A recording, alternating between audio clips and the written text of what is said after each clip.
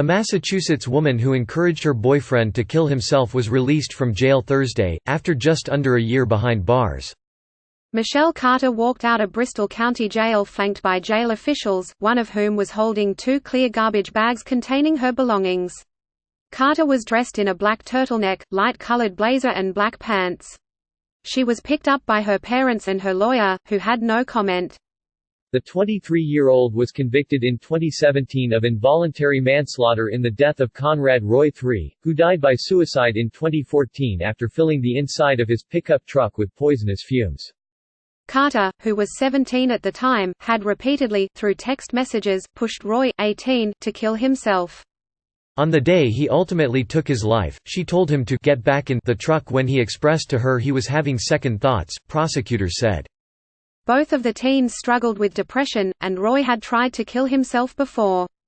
Download the NBC News app for breaking news.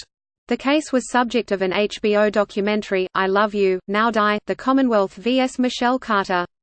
Carter was sentenced to 15 months and 5 years probation in 2017. After pleading not guilty, she opted for a bench trial, meaning a judge, not a jury, would determine her fate, and she did not testify in her own defense. She had faced up to 20 years in prison. But Carter, of Plainville, wasn't incarcerated until after the Massachusetts Supreme Court denied her appeal of the conviction in February. She was denied parole in September, but jail officials said she garnered enough credits for good behavior and attending jail programs to be released more than 3 months early. Bristol County Sheriff Thomas Hodgson said Thursday that Carter had been a model inmate with no disciplinary issues who liked keeping busy during her time in jail. He said Carter enjoyed gardening. She has completed her sentence and completed her obligation, the sheriff said. Carter cannot profit from her story, according to the conditions of her release. Her time in jail came to an end 10 days after the U.S. Supreme Court refused to take up her appeal, leaving her conviction intact. Carter's attorneys had argued her texts were constitutionally protected free speech. In a statement, Roy's family said that news of the Supreme Court denying to hear her case far outshadowed the news of her early release. Her time in jail, no matter how long or short, will not change the outcome of a guilty verdict which is thankfully being upheld. July 12, 2014, our lives were forever changed, and the world lost a beautiful soul.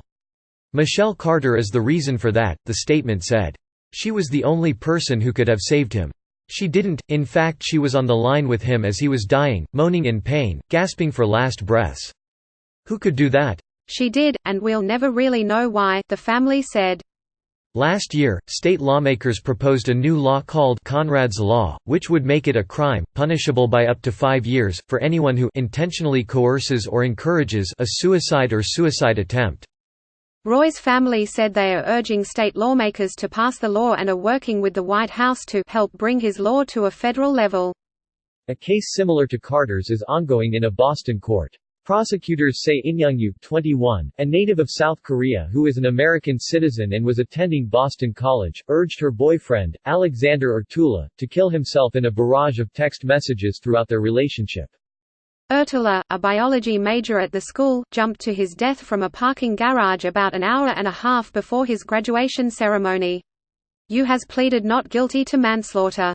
If you or someone you know is in crisis, call the National Suicide Prevention Lifeline at 800-273-8255, text HOME to 741741 or visit speakingofsuicide.com/resources for additional resources.